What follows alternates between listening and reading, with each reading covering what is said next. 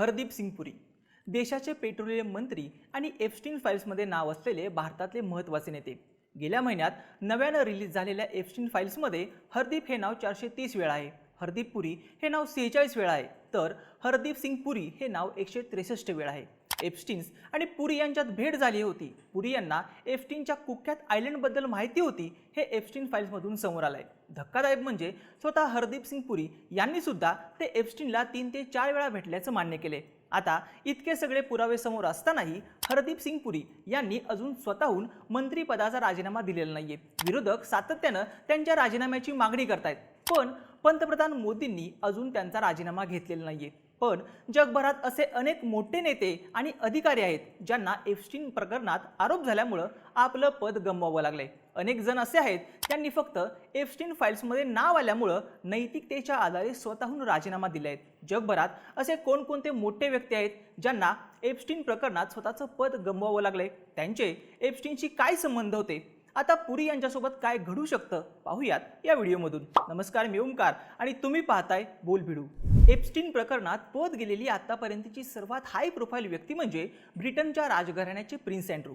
Prince Andrew यांचे Jeffrey Epstein आणि त्याची पार्टनर गिलिन मॅक्सवेल यांच्याशी जवळचे संबंध होते। व्हर्जिनिया ग्रिफे नावाची एक अमेरिकन ऑस्ट्रेलियन वकील होती। तिने आरोप केला होता की प्रिन्स अँड्रू यांनी तिच्यावरती ती 17 वर्षांची असताना अत्याचार केला होता।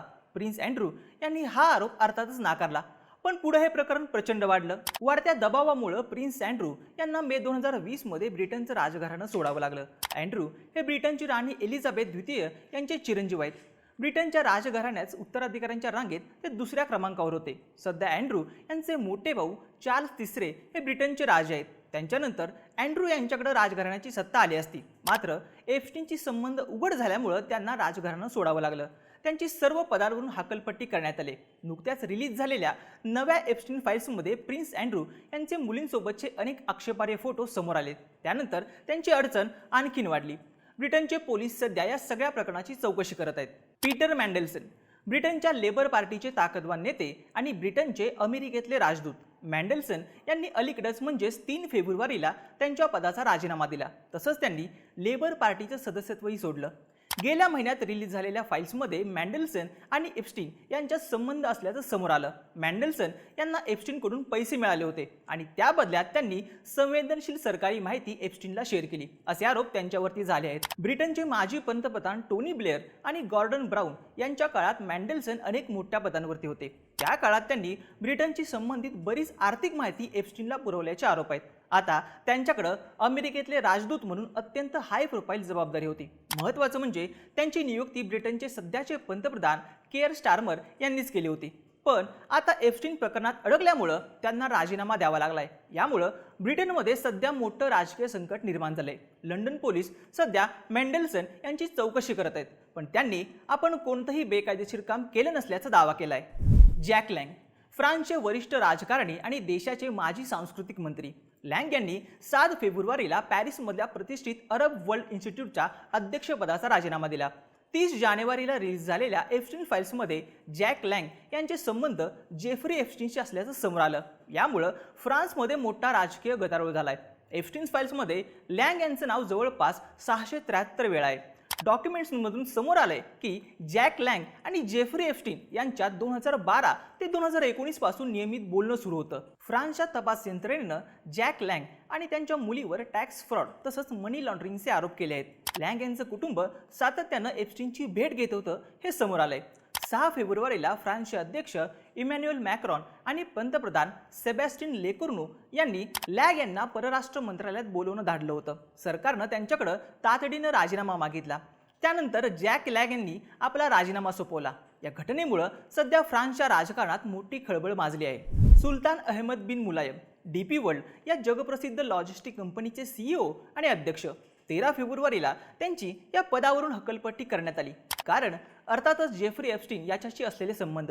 डीपी वर्ल्ड ही जगातील सर्वात मोठ्या लॉजिस्टिक कंपन्यांपैकी एक आहे, जिची मालकी दुबईच्या राजघराण्याकडे आहे।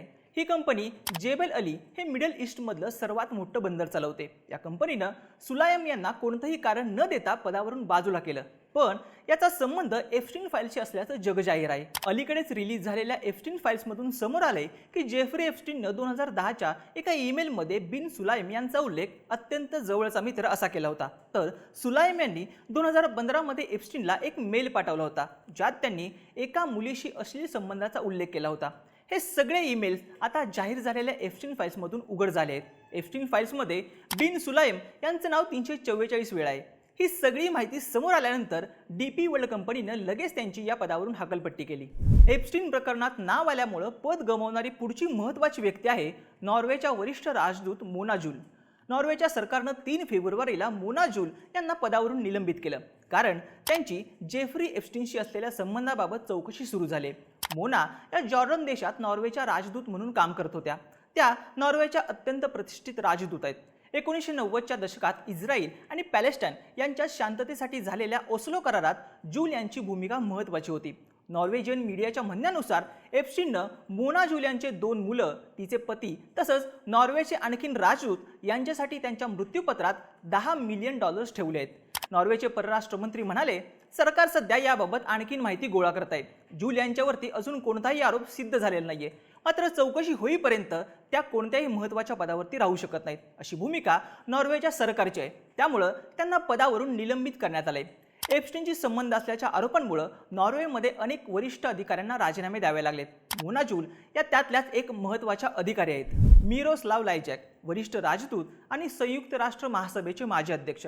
अलीकडच्या काळात ते स्लोवाकियाच्या पंतप्रधानांचे राष्ट्रीय सुरक्षा सल्लागार होते, पण जेफ्री एप्स्टीनशी असलेल्या संबंधांमुळे त्यांना 31 जानेवारीला आपल्या पदाचा राजीनामा द्यावा लागला। अमेरिकेत रिलीज झालेल्या एप्स्टीन फाईल्समुळे स्लोवाकियात मोठा राजकीय भूकंप आलाय। या फाईल्समध्ये नाव आल्यामुळे लायजॅक यांचा राजीनामा घेण्यात आला। एप्स्टीन फाईल्समध्ये लायजॅक यांचं नाव 300 पेक्षा जास्त वेळा आहे, तर मिरो हे त्यांचं टोपण नाव तब्बल 700 पेक्षा जास्त वेळा आहे। लायजॅक यांचे एप्स्टीनशी जवळचे संबंध होते। ते युक्रेन आणि रशियामध्ये राजदूत म्हणून कामाला असताना त्यांच्यात आणि एप्स्टीनमध्ये महिलांबाबत चर्चा झाली होती, असं ईमेल्समधून समोर आले। लायजॅक यांनी मान्य केले की त्यांचे एप्स्टीनचे संबंध होते, पण त्यावेळी मला एप्स्टीनच्या गुन्ह्यांची पूर्ण माहिती नव्हती, असा दावा त्यांनी केलाय। हे प्रकरण स्लोवाकियाच्या पंतप्रधानांसाठी अडचणीचं ठरू शकतं, म्हणून आपण राजीनामा देत असल्याचं लायजॅक यांनी म्हटलंय। एप्स्टीन प्रकरणात नाव आल्यामुळे पद गमावणारी आणखीन एक महत्त्वाची व्यक्ती म्हणजे गोल्डमन सॅक्स या जगप्रसिद्ध इन्व्हेस्टमेंट कंपनीच्या वरिष्ठ वकील कॅथी रुएमलर। कॅथी या वॉल स्ट्रीट बँकेच्या चीफ लीगल ऑफिसर होत्या, पण त्यांच्यावर गेल्या अनेक दिवसांपासून चौकशीची टांगती तलवार होती। कॅथी यांच्यावर जेफ्री एप्स्टीनशी संबंध असल्याचा आरोप होता।